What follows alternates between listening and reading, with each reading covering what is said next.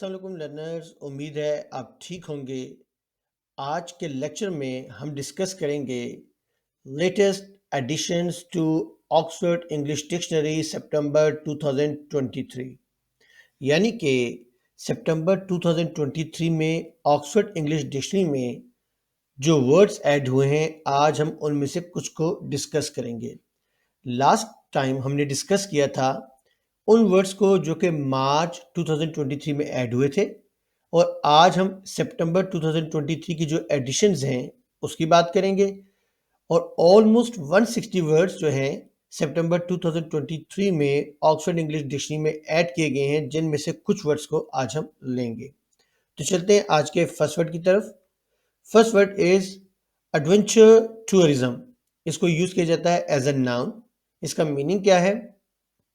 Travel to remote और exciting places to do outdoor physical activities. यानी कि जब आप रिमोट एरियाज में जाते हैं, रिमोट एरियाज क्या होते हैं? ऐसे एरियाज जो रेजिडेंस से दूर होते हैं, जो रहायशी इलाकों से दूर होते हैं, ऐसे एरियाज को हम रिमोट एरियाज या रिमोट प्लेसेस कहते हैं। तो जब आप रिमोट प्लेसेस या एक्साइटिंग प्लेसेस की तरफ ट्रैवल करते हैं ताकि आप वहाँ आउटडोर फिजिकल एक्टिविटीज कर सकें, तो ऐसी ट्रैवलिंग को हम कहते हैं एडवेंचर टूरिज्म। सेंटेंस देखते हैं। Adventure tourism is a boom industry in New Zealand. तो adventure tourism is used as a noun. तो ये सितंबर 2023 की एडिशन है। नेक्स्ट हम देखते हैं anaphylactic shock. It is used as a noun. इसको नाउन के तौर पर इस्तेमाल किया जाता है। इसका मतलब क्या है? An extreme allergic reaction to something that you eat और टच। यानी कि जब आप किसी चीज को टच करते हैं या फिर आप कोई चीज खाते हैं और उसके बाद आपको एक्सट्रीम एलर्जिक रिएक्शन हो जाता है, तो ऐसी सूरत में हम कहेंगे एनाफिलेक्टिक शॉक। हम सेंटेंस देखते हैं। All teachers nowadays have to undergo training in how to deal with anaphylactic shock. तो anaphylactic shock is a noun. Next है अनोस्मिया। आप इसको अनोस्मिया पढ़ लें या अनोस्मिया पढ़ लें, जा साउंड या सा साउंड दोनों ठीक है। And it is used as a noun. The loss of the sense of smell either total और इन पार्ट। यानी कि जब आपकी जो स्मेल की सेंस है आप उसको लूज कर देते हैं, उसका लॉस होता है, या तो वो मुकम्मल तौर पर आपकी जो ये सेंस है वो चले जाए, या फिर कुछ हद तक जो है वो आपको स्मेल है और कुछ चीज़ों की स्मेल ना आए, तो that state is called anosmia या फिर अनोस्मिया। जैसे सेंटेंस देखते हैं। मैनी पीपल हु कंट्रैक्टेड कोविड-19 हैव सफर्ड फ्रॉम अनोस्मिया। तो आपको याद होगा कोविड-19 में बहुत से लोगों के साथ ऐसा हुआ कि उनकी जो सेंस ऑफ स्मेल है वो उन्होंने लूज कर दी।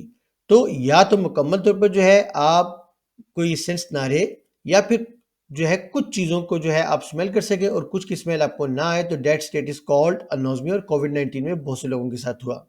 और कोविड-19 के लिए जो अब्रीविएशन है वो C-19 या फिर C-19, ये दोनों यूज होते हैं। नेक्स्ट हम देखते हैं art school. It is used as a noun. A college where people go to be trained as artists। यानी कि हम ऐसे इंस्टीट्यूशन की बात कर रहे हैं कि जहां लोग जाते हैं और वहां जाकर वो आर्टिस्ट्री जो है उसकी ट्रेनिंग करते हैं। तो वहां वो आर्टिस्ट बनने की ट्रेनिंग करते हैं। तो ऐसी प्लेस को जहां ये लोग जाकर इसकी ट्रेनिंग करते हैं, that is called an art school. Next है attention span. It is used as a noun. मतलब क्या है? The length of time for which somebody is able to concentrate on something. यानी कि हम ऐसे टाइम ड्यूरेशन की बात कर रहे हैं कि जिसमें कोई शख्स जो है वो किसी चीज पर कंसंट्रेट करता है। जैसे हम सेंटेंस देखते हैं। The kids don't have a very long attention span, so you have to keep them occupied. इसका मतलब क्या है? Busy, to keep them busy. तो जो बच्चे हैं उनका जो अटेंशन स्पैन है वो बहुत ज़्यादा लॉन्ग नहीं होता, तो वो ज़्यादा देर तक किसी चीज़ पर कंसंट्रेट नहीं कर सकते। इसलिए ज़रूरी है कि उन्हें बिजी रखने के लिए जो है आपको कुछ करना है।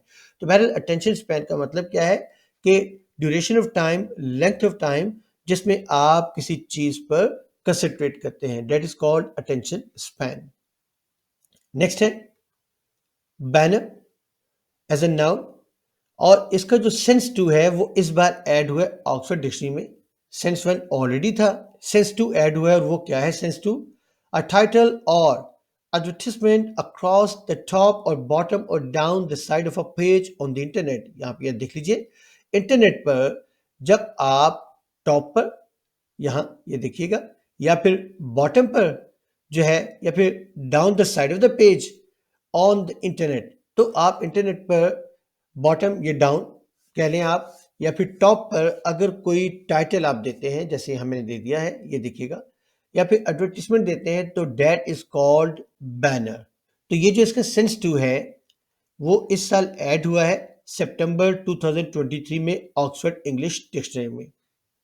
नेक्स्ट हम देखते हैं business critical, it is used as an adjective. इसका मीनिंग क्या है? Essential for a business to continue to operate, यानी कि कोई ऐसी चीज जो कि बिजनेस को जो है आपने उसको कंटिन्यू करना है, तो उसको ऑपरेट करने के लिए ज़रूरी हो।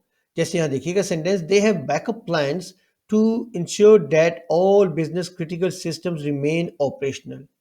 तो इसका मतलब क्या है कि कोई भी ऐसा प्लान, या हम जैसे प्लान की बात करें, कोई भी ऐसी चीज़ जो कि बिजनेस के लिए ज़रूरी है ताकि हम उसको जो ऑपरेट है उसमें कंटिन्यूटी रखें, तो that is called business critical. तो बिजनेस को रन करने के लिए जो चीज़ ज़रूरी है that is called business critical.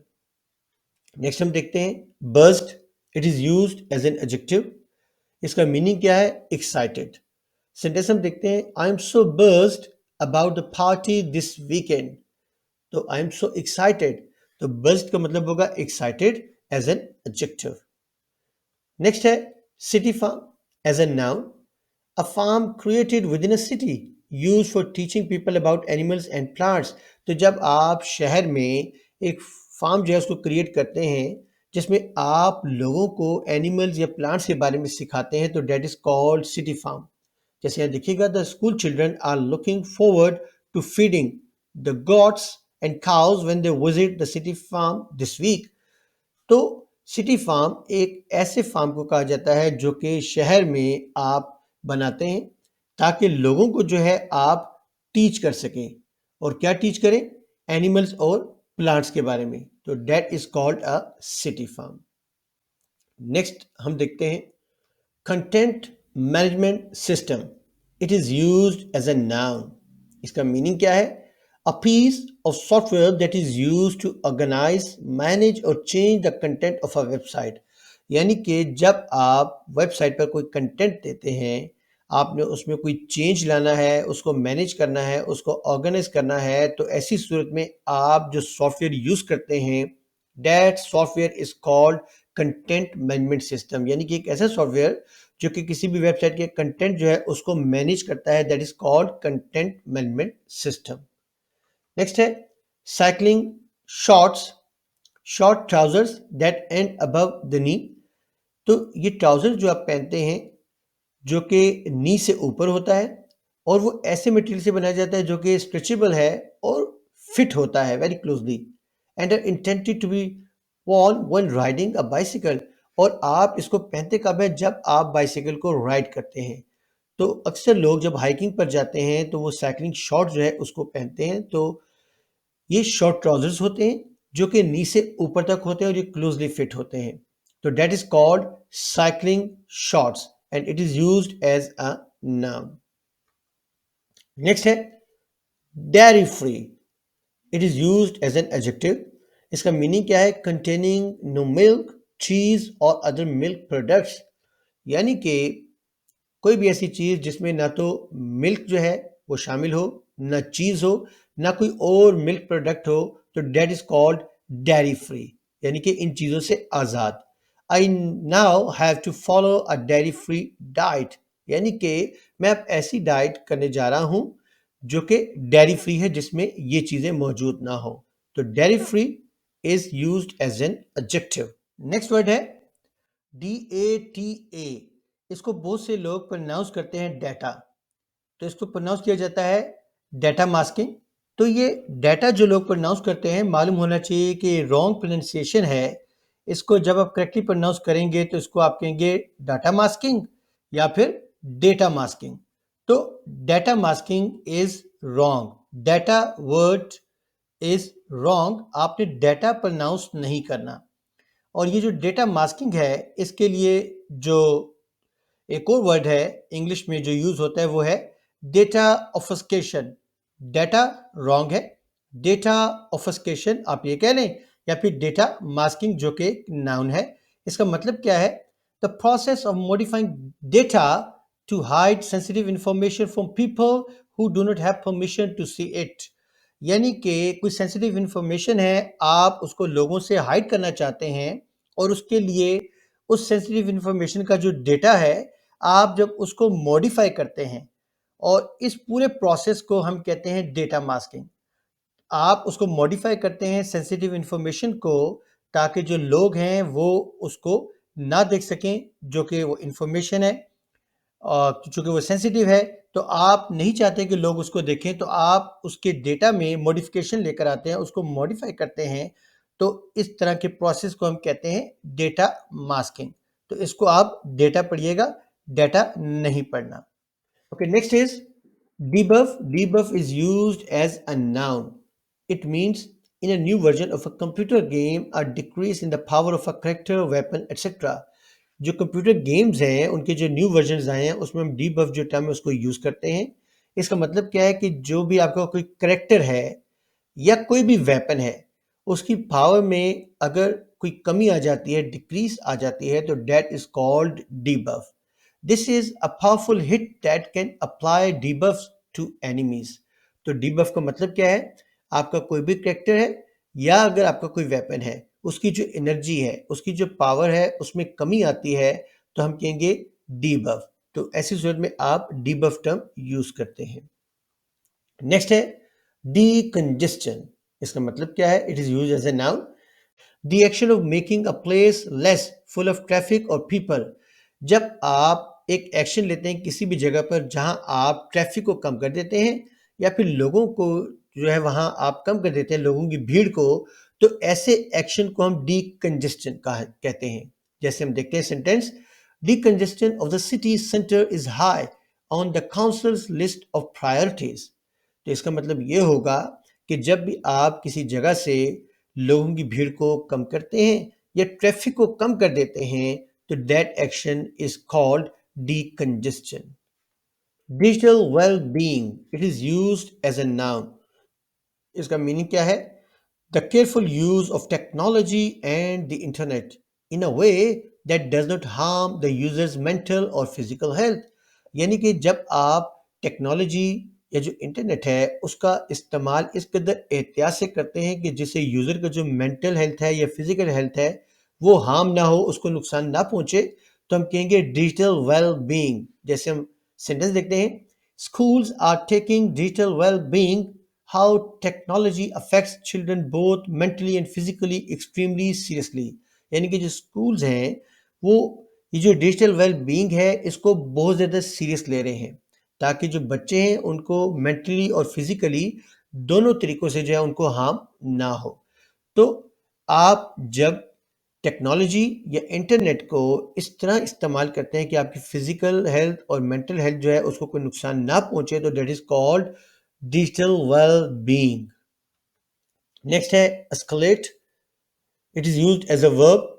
तो इसका जो सेंस टू है वो इस साल ऐड हुआ है, और वो सेंस टू क्या है? To involve a more senior person in dealing with a problem और कंप्लेंट। यानी कि एक प्रॉब्लम है, बहुत स्वेयर है, और वो आपसे अब जो है आप उसे सॉल्व नहीं हो रहा, तो ऐसी सूरत में आप किसी सीनियर पर्सन को जो है उसमें इन्वॉल्व करते हैं ताकि वो इस प्रॉब्लम या कंप्लेंट को जो है वो डील करे। तो आप उसके लिए वर्ब जो यूज करते हैं दैट इज कॉल्ड एस्केलेट। और यहाँ याद रखिएगा एस्केलेट समथिंग, समवन नहीं है। यानी कि ऐसा नहीं होगा कि ही एस्केलेटेड मिस्टर असलम, ये रॉन्ग है। तो हम यहाँ बात कर रहे हैं समथिंग की, समबॉडी नहीं। तो आप यहाँ समबॉडी यूज नहीं करेंगे, जैसे मैंने यहाँ सेंटेंस दिया है जो कि समथिंग है। अभी हम देखते हैं, if I don't get a satisfactory outcome I am going to have to escalate this issue, देखिएगा to escalate this issue, to escalate something, to escalate mister Ali wrong है, आपने यहाँ समवन यूज नहीं करना, तो एस्केलेट के साथ समथिंग की एडिशन होगी, किसी चीज की एडिशन होगी जो कि दिस इशू है। तो एस्केलेट समथिंग का मतलब ये होगा कि एक ऐसा प्रॉब्लम आपके पास आ गया है या कंप्लेंट आ गई है जिसको डील करना मुश्किल हो गया है, तो ऐसी सूरत में जब आप किसी सीनियर पर्सन को इन्वॉल्व करते हैं तो आप कहेंगे एस्केलेट, तो एस्केलेट के साथ आप समथिंग यूज करेंगे। नेक्स्ट है false flag, it is used as a noun. Meaning क्या है? अ पॉलिटिकल और military action that is organized in such a way that it appears that it was carried out by a different country or group that was not in fact responsible for it। यानी कि आप किसी भी political या military action को इस तरीके से ऑर्गेनाइज करते हैं ऐसा लगे कि जैसे किसी और मुल्क ने ये एक्शन किया है या किसी और ग्रुप ने ये एक्शन किया है, तो इस तरह की जो सिचुएशन है उसको हम कहेंगे फॉल्स फ्लैग, यानी कि उस कंट्री ने या उस ग्रुप ने वो काम नहीं किया मगर आप उसको इस तरीके से परफॉर्म करते हैं कि ऐसा लगता है कि जैसे किसी मुल्क ने ये किया है या किसी ग्रुप ने ऐसा किया है, तो उसके लिए आप फॉल्स फ्लैग टर्म यूज करते हैं जो कि नाउन के तौर पे यूज होता है। अच्छा, यहाँ आप देखिएगा ये मैंने ऑक्सफोर्ड डिक्शनरी से लिया है फॉल्स फ्लैग, जो मैं भी आपको मीनिंग बता रहा था।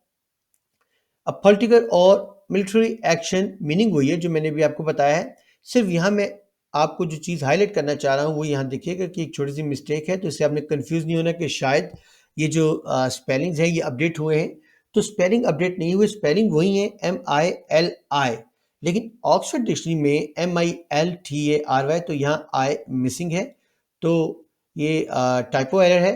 तो आपने इन स्पेलिंग को नहीं लेना, क्योंकि बहुत से ऐसे स्टूडेंट्स हैं वो कहते हैं कि जी ऑक्सफोर्ड डिक्शनरी में जो दिया है वो ऑथेंटिक है, नो डाउट कि वो ऑथेंटिक है, लेकिन बाज़ औक़ात कुछ मिस्टेक्स भी हो सकती हैं, जैसे यहाँ एक टाइपिंग की मिस्टेक हो गई है।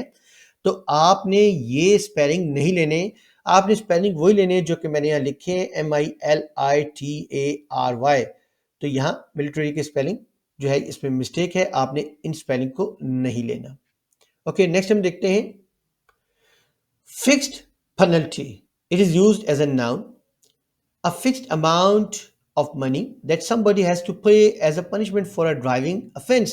यानी कि जब आप ड्राइविंग कर रहे हैं और कोई अफेंस करते हैं, कोई रूल ब्रेक कर देते हैं, तो पनिशमेंट के तौर पे आपको जो मनी पे करने पड़ती है, एक फिक्स्ड अमाउंट जो है मनी पे करने पड़ेगी, that is called fixed penalty. The fixed penalty for a first offence is $200। तो जब आपके ड्राइविंग ऑफेंस पर कोई पनिशमेंट के तौर पे आपको एक फिक्स्ड अमाउंट ऑफ मनी जो है वो बता दिया जाता है कि आपने पे करना है, तो that is called fixed penalty. Next is free range, it is used as an adjective. इस साल सेंस 2 ऐड हुआ है, इससे पहले सेंस 1 फ्री रेंज का ऑक्सफोर्ड डिक्शनरी में मौजूद था, और सेंस 2 जो कि ऐड हुआ है वो क्या है? Connected with a way of bringing up children that gives them a lot of freedom to do things on their own।